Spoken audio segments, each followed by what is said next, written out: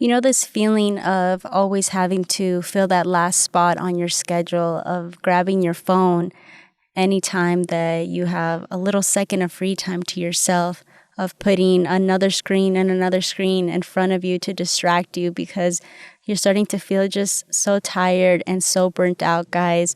We are only about 2 months into the year, but I definitely understand that a lot of us can already be feeling burnt out and tired and kind of in this spot of, should we keep working towards our goals? Should we take a step back? Should we just give up basically already? At the beginning of the year, I made this video that you guys all loved about how we were going to crush our goals this year and about how to set ourselves up for success.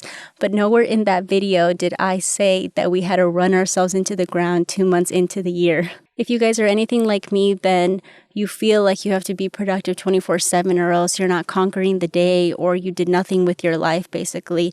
And I totally understand that feeling, you guys, of feeling like you have to wake up, you have to go to work, get the kids to school, and then you have to hang out with your friends and have a social life and post something on social media maybe.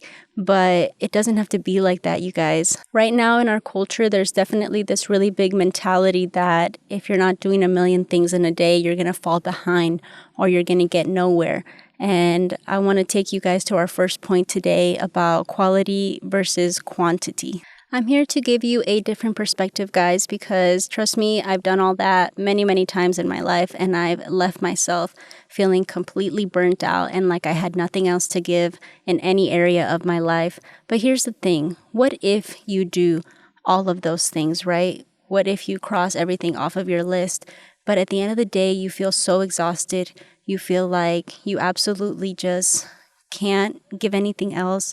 And honestly, the reality is most of the time when we do that to ourselves, we realize that we didn't even give our best because we end up spreading ourselves way too thin.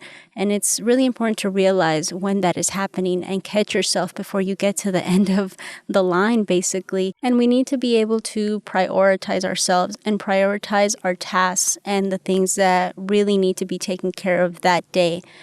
And that is something that definitely comes with time because, like I said, I do feel like we're pushed into this mentality right now of you have to do everything and you have to be the perfect mom or the perfect partner and the best content creator and just so many titles and so many hats that we wear every day, the best worker. If you recall in my last video about reaching our goals in 2024, I mentioned the importance of having a game plan.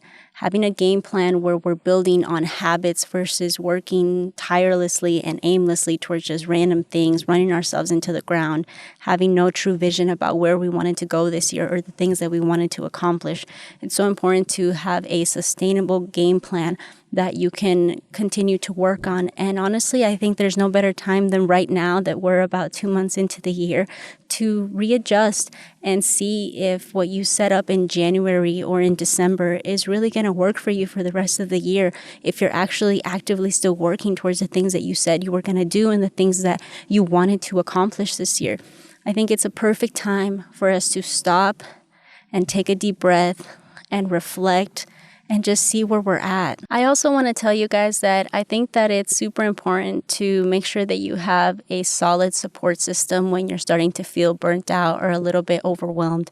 I'm really lucky in that sense because for me, that's my husband. He is so great at basically knowing even before I know that maybe I have way too much on my plate, and he comes in a lot to help me, and I'm thankful for that. But if you don't have a partner in your life, if you don't have, someone like that, I would say maybe lean on a friend.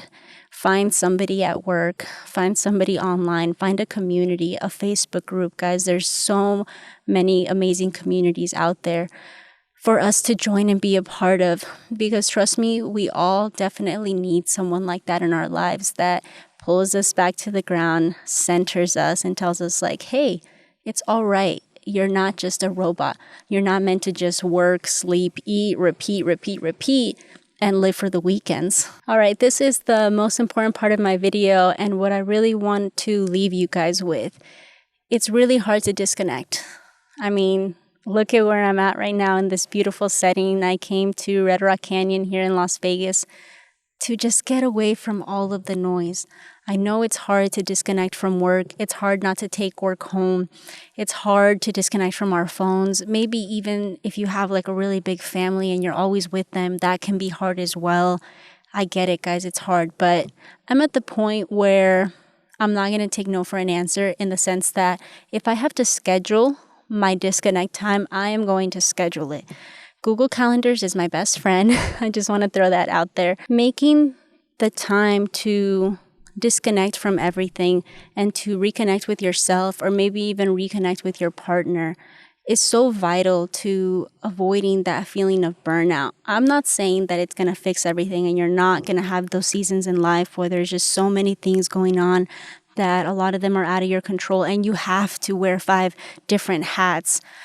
However, I think that disconnecting is really important. And maybe you can't take a 3-day weekend trip somewhere and you can't go to Disneyland all the time, but maybe you can do a staycation. Maybe you can not cook, for all my ladies or guys that, cook a lot during the week. I definitely feel that. And instead you can order in and you can decide, you know what, this weekend or these days, I'm going to just put my phone on do not disturb.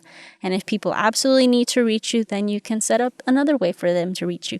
You can temporarily delete your social media. I know that I do it every once in a while and log out and completely disconnect.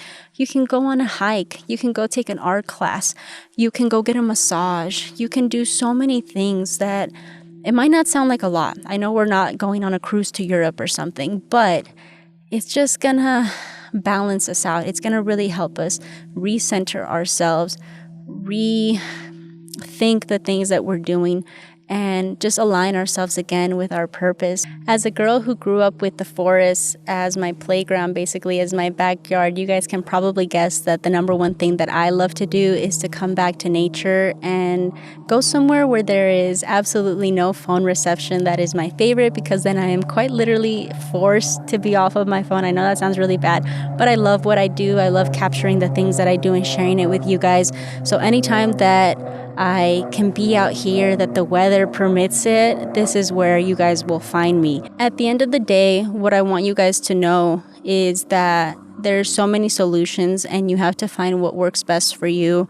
And you have to remember that there's more to life, guys. There really is. And if you're in a season where you're feeling burnt out already and you're starting to question what you're doing or why you're doing it, or if waking up at 4 or 5 in the morning and staying up late is really worth it, that's something only you guys can answer. For me, the answer is yes. However, I need this once in a while for sure. And it makes a big difference as to how I start my week, how I show up for myself, and how I show up for others. Don't forget, guys, if you have to schedule it, it's okay. You can schedule it. It's all right. We schedule so many random things in our day. Why not schedule some time for yourself, some time for you and your partner, for you and your family, for you and your kids, or maybe just for you?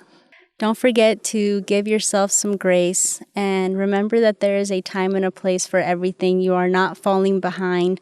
You do not need to absolutely burn yourself out on everything. And before you guys head out, don't forget to subscribe to the channel, give this video a thumbs up, share it with someone who you think might be feeling burnt out. It can probably really help them reconnect and go and disconnect.